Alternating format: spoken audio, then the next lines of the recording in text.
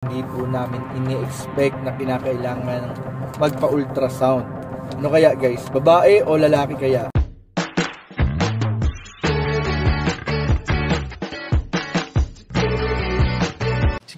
Si Kuya Jens, ano yan, reactor natin yan. Official reactor. Hello mga kalingap, magandang hapon po. This is Kuya Jens and welcome back sa aking YouTube channel. Sa mga bago lang po sa aking YouTube channel, huwag niyo pong kalimutan mag-subscribe at paklik rin po ng bell button para lagi po kayong updated sa ating mga bagong upload na video. Siyempre po, huwag natin kalimutan suportahan ang ama ng kalingap, Kuya Val Santos Matubang, Ate Edna Vlog, at siyempre Kalingap Rab. At pakisuportahan din po ang mga kasama sa Team Kalingap. Nandyan po ang K-Boys, Kalingap Partner, Kalingap Reactor, at siyempre po ang lahat po ng charity vloggers sa buong Pilipinas na tumutulong sa mga kabayan natin na lahat mahihirap. Suportahan po natin lahat guys. So ngayon mga kalingap, eto na po. Kinakabahan ako mga kalingap. Eto po mga kalingap, ang resulta ng ultrasound. So grabe po mga kalingap, kinakabahan po ako mga kalingap sa result ng ultrasound. Eto na po mga kalingap. So ito po ay biglaan po ito. Biglaan po ito mga kalingap at hindi po namin ini-expect na kinakailangan magpa-ultrasound. Ano po mga kalingap? So samahan niyo po ako mga kalingap dahil kayo po yung una kong papaalaman ng resulta nito ng ultrasound mga kalingap. So tara, samahan niyo po ako mga kalingap. Alamin po natin kung ano ang resulta ng ultrasound mga kalingap. So tara. Ano kaya guys? Babae o lalaki kaya mga kalingap? Ano sa tingin po ninyo? Babae o lalaki? Team girl o team boy po ba kayo mga kalingap? Ayan po. Shoot! Ayan po. Ito na po mga kalingap ang resulta ng ultrasound. Ayan po. Mga kalingap. Pero bago yun, kwentuhan ko muna kayong kung bakit ako merong ultrasound. Bakit nagpa-ultrasound si Kuya Jens?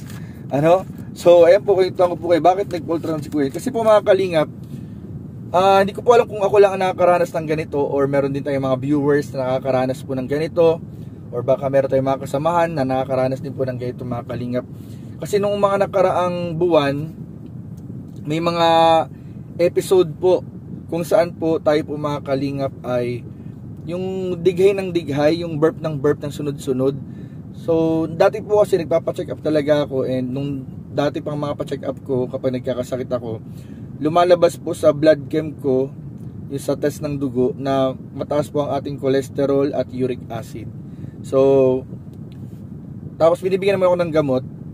Tapos tawag dito, ayun po, may gamot po, pero pagkakamali ko rin, may mga times po na hindi ako nakakainom ng gamot at hindi ko na tatapos yung number of days na dapat uminom ako ng gamot. So may pagkukulang din naman ako.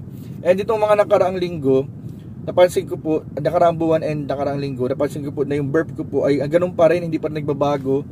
Tuloy-tuloy pa rin po yung pagdighay. So syempre hindi naman po tayo medical profession, kaya hindi po natin alam kung anong mga possible reason.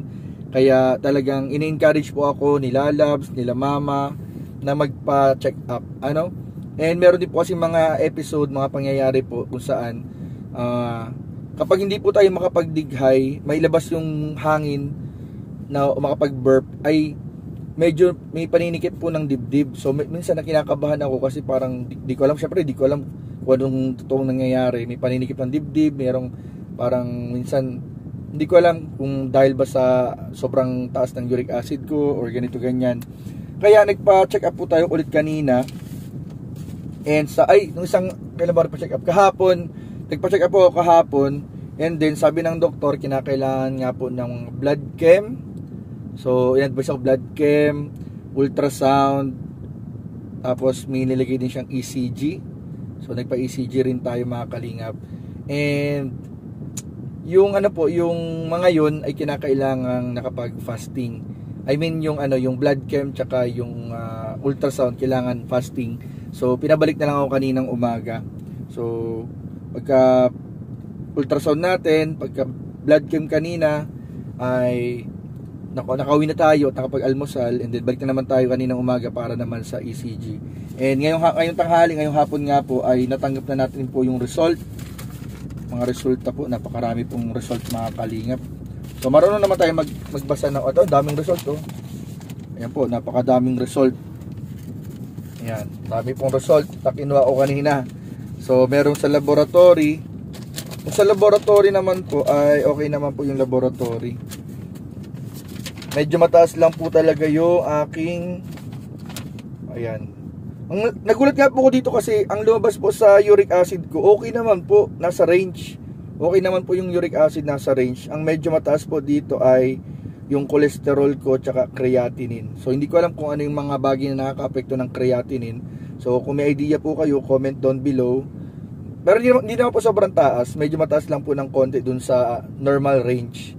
So ayun po, cholesterol tsaka creatinine ang medyo mataas po sa atin. The rest, thank you Lord, kasi okay naman po yung ibang mga result. Tapos dito naman sa ECG, ang ibig sabihin pala ng ECG, electrocardiogram. Alam niyo ba, first time kong magpa-ECG kanina and nakakakaba. First time ko pong magpa-ECG kanina and nakakakaba po. Gusto ko sanang mag-video kasi bawal pala mag-video dun. Nakakakaba po kasi ang dami kinakabit. Kinabit sa paa, 2 clip sa paa, 2 clip sa kamay. Tapos ang daming ganyan-ganyan dito. So, thank you Lord kasi okay din naman po. Ang ganda ng resulta. Ito, nakalagay po sa interpretation po dito sa result. Ito po, yung po. Hindi ko lang pwedeng pakita kasi may mga, information. So, sabi po sa interpretation, within normal limits. So, okay naman po yung reading dito sa atin. Ayan, okay naman po. May mga guhit-guhit na ganyan. So, thank you Lord. Okay po yung result po natin.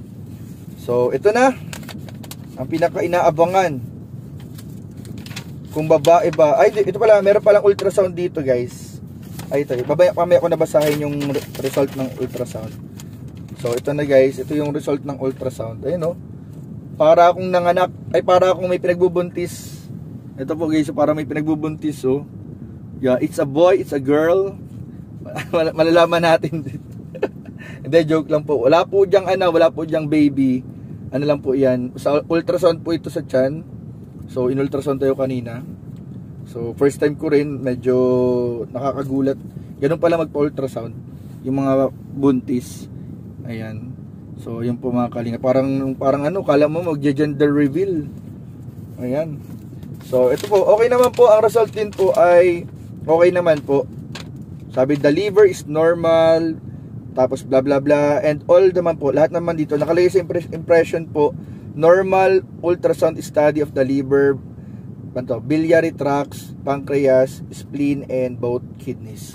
So okay naman po mga kalingap. Thank you Lord pa rin po dahil lahat po ay okay mga kalingap. So ito po, hindi po ito gender reveal Ano po ito, ultrasound po ito ng internal organs ko. So thank you Lord kasi okay po mga kalingap ang kalusugan natin. And kanina tinanong namin kung ano yung anong possible na dahilan nung pagbe-burp ko palagi, tapos paninikip ng dibdib. So merong sinabi yung doktor kanina na possible daw hindi ako natutunawan ng maayos. Kasi guys, napansin ko simula nung nagka-brace ako, ang hirap talaga akong ngumuya. Hirap akong ngumuya nung nagka-brace po ako. Kaya unlike before siguro na nangunguya ako ng maayos yung pagkain, nung nagka-brace po ako, hindi ko na siya masyadong nangunguya. Dahil dun siguro. And ano pa ba? Yun nga, tapos yung medyo paninikip ng minsan ng dibdib daw ay maaaring possible reason po ay may mga muscles sa katawan na dala ng nervyos o dala ng hindi ko alam kung pagpapanik or stress, ganyan po mga kalingap. So yun po yung mga reason, pero the rest po, pasalamat po tayo sa Lord dahil wala naman pong serious na or negative na resulta. Lahat po ay okay po ang lahat ng result po sa atin. So thank you Lord.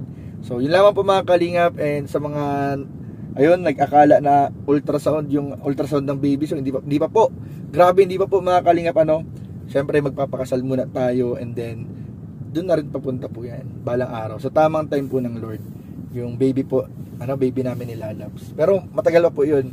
Mga ilang buwan. Ay, taon. Hindi ko alam, si Lord ang nakakaalam. So, yun lang po mga kalingap and maraming po salamat sa panonood. Sinare ko lang po ito para at least alam din po ninyo yung mga nangyayari sa atin sa personal na buhay. So, yun lang po. Thank you po mga kalingap. Jesus loves you. God bless po. Bye-bye.